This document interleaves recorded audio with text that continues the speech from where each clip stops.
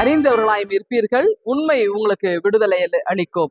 யோவான் 8:32 கதரேனர் பகுதி முழுவதும் பார்த்தீங்கன்னா இந்த பேய்கள் பிசாசுகள் தங்களுடைய ஆதிக்கத்தின் கீழ் மக்களை வச்சிருந்தது, எல்லாத்தையும் தன் கண்ட்ரோல்ல வச்சிருந்தது. அப்போதான் ஒரு மனிதனை அந்த இடத்துல ஒரு பேய் பிடித்த ஒரு மனிதனை சங்கிலிகளால கட்டி அவனை என்ன பண்றான்னா மக்கள் வாழ முடியாத இடத்துல தூரமா கொண்டு போய் ஒரு கல்லறைகளிலே அவனை குடியிருப்ப வைக்கிறான். அந்த மனிதன் தன்னைத்தானே காயப்படுத்தி கொண்டு உறக்க கத்தி கொண்டிருக்கிறான். இப்போ அவனை தேடி ஆண்டவர் இயேசு போறார். அப்ப அந்த பகுதியானது மிகவும் மோசமான பகுதி. ஆனால் அந்த இடத்துக்கு இயேசுடைய காலடிகள் பாதம் படுகிறது. இப்ப இந்த மனிதனிடத்தை தேடி சென்ற ஆண்டவர் உன் பேர் என்னன்னு கேட்கிறார்.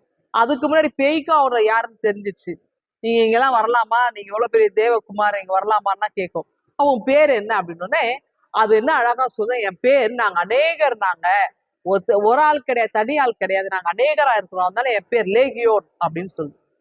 இந்த லேகியோன் அப்படின்னு நம்ம எப்படி புரிஞ்சுக்கலாம்னா, அதாவது ரோம படையினுடைய ஒரு பிரிவினுடைய பேர் தான் வந்து இந்த லேகியோன். அதாவது 6000 பேர் இருப்பாங்க அந்த படைப்பிரிவுல. இந்த 6000 பேர்ல 2000 பேருக்கு ஒரு தலைவர் இருப்பாங்க, ஒரு லீடர் இருப்பாங்க. அவன் 3 இதா பிரிச்சு 2000 பேரா அப்படி பிரிச்சிருப்பாங்க. அதான் அது அநேகர் அப்படின்னு.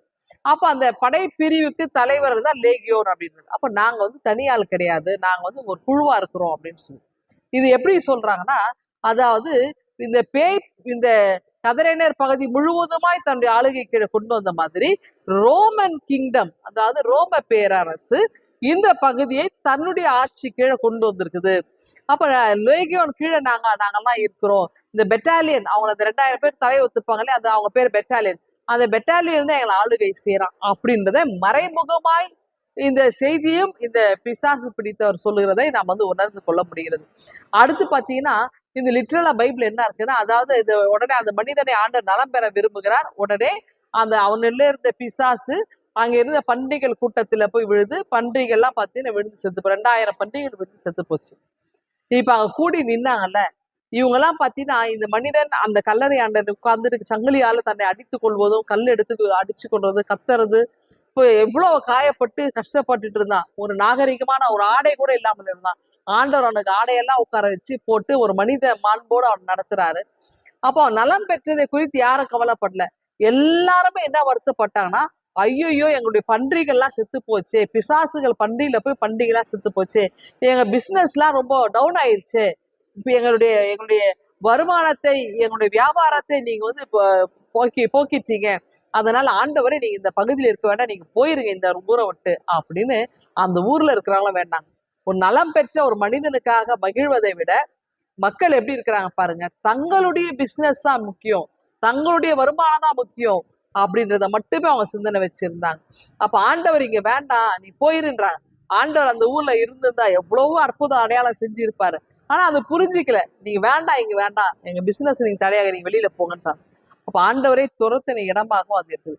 ஆனால் எல்லாவற்றுக்கும் மேலாய் ஆண்டவரை நம்ம அறிந்து கொள்ளும் பொழுது ஆண்டவர் நமக்கு முழு விடுதலை கொடுக்கிறவராக இருக்கிறார். அந்த மனிதன் ஆண்டவர் அறிந்து கொண்டால் விடுதலை பெற்றார். எப்படி ஒரு சங்கிலியால போட்டு ஒரு மனிதனை, ஒரு பிசாசை கட்டி போட்டு உட்கார வைக்க முடியும்னா, இன்னைக்கு உங்களுக்கு எதிராக எப்படிப்பட்ட காரியமா இருந்தாலும் ஆண்டவர் அதை கட்டி போட அவரால் முடியும். அந்த வல்லமை ஆண்டவற்றை உண்டு. அது மட்டும் இல்ல, உங்களுக்கு எதிராக யாரெல்லாம் எழும்புகிறார்களோ அவர்களுக்கெல்லாம் எதிராக ஆண்டவர் குரல் எழுப்ப முடியும். அவர்களால் ஒன்றுமில்லாமல் அதை முறியடிக்க ஆண்டவரால முடியும். அப்படின்னா நம்ம என்ன செய்யணும்னா அவரை அறிந்து கொள்ள வேண்டும். சத்தியத்தை அறிந்து கொண்டால் சத்தியமாகிய இயேசு கிறிஸ்து நம்மை ஆண்டவர் விடுதலை செய்கிறவராக இருக்கிறார். என்றால் சந்தோஷமா இந்த நாளை நாம துவங்குவோம். இந்த சிந்தனையோடு இந்த நாளை துவங்க ஆண்டவர்களை ஆசீர்வதிப்பாராக. ஆமென். எங்கள் அன்பின் ஆண்டவரே, உண்மையாகி உண்மை நாங்கள் அறிந்து கொள்கிறோம். நீர் எங்களுக்கு விடுதலை தந்து காத்தருளும். மீட்பு இயேசுவில் ஜெபிக்கிறோம் எங்கள் அன்பின் கடவுளே. ஆமென்.